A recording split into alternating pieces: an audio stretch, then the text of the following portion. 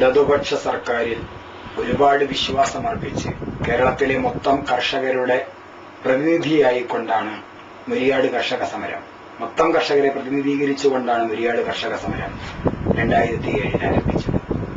നിരന്തരമായ സമരങ്ങൾക്കൊടുവിൽ, ഒരു വർഷം നീണ്ട സമരങ്ങൾക്കൊടുവിൽ ഇടതുപക്ഷ സർക്കാരിൽ VS അച്യുതാനന്ദന്റെ നേരിട്ടുള്ള ഇടപെടലിന്റെ ഫലമായി പലവട്ടം റവന്യൂ കൃഷി മന്ത്രിമാർ മാറി മാറി തന്ന ഉറപ്പുകൾ ലംഘിക്കപ്പെട്ടപ്പോൾ ഒരു അന്തിമ സമരം എന്ന നിലയിൽ അനിശ്ചിതകാല നിരാഹാര തപസ് കർഷക മുന്നേറ്റത്തിന്റെ നേതൃത്വത്തിൽ നടന്നു.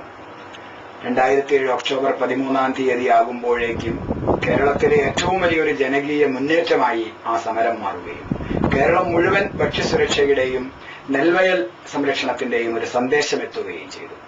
അങ്ങനെ ഒരു സാഹചര്യത്തിൽ സാംസ്കാരിക നായകരായ പ്രൊഫസർ സുകുമാർ അഴീക്കോടിന്റെയും സാറ ജോസഫിന്റെയും സാന്നിധ്യത്തിൽ റവന്യൂ കൃഷി മന്ത്രിമാരും മുഴുവൻ ഉന്നത ഉദ്യോഗസ്ഥരും ചേർന്ന് നൽകിയ ഉറപ്പുകൾ, ഒരു മാസം കൊണ്ട് മുരിയാട് കായൽ കൃഷിയോഗ്യമാക്കുമെന്ന് പറഞ്ഞ ഉറപ്പുകൾ 2.5 വർഷമായിട്ടും നടപ്പിലാകാത്ത ഈ സാഹചര്യത്തിൽ ജനാധിപത്യ മാർഗത്തിലുള്ള സമരമല്ലാതെ കർഷകർക്ക് മറ്റൊരു മാർഗമില്ലാത്തതുകൊണ്ട് വീണ്ടും മുരിയാട് സമരഭൂമിയായി മാറുകയാണ്.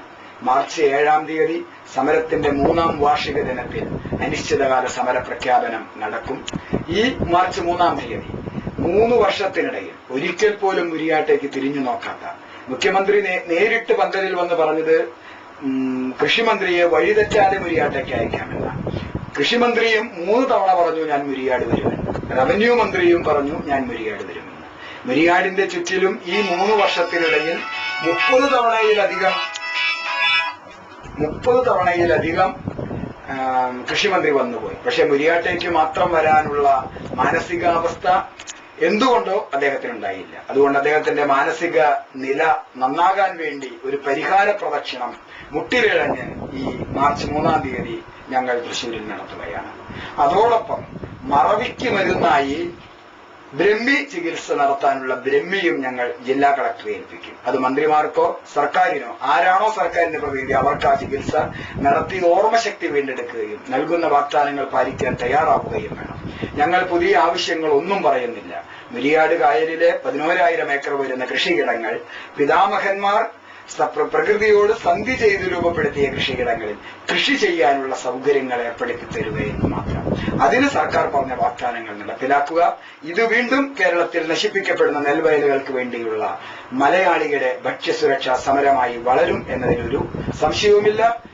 നേരോടെ നെഞ്ചുറപ്പോടെ കർഷകർ മുന്നോട്ട്. ഈ സമരത്തെ അടിച്ചമർത്തും എന്നൊക്കെ ഇപ്പോഴേ ചിലർ പ്രചരണം നടത്തുന്നുണ്ട്.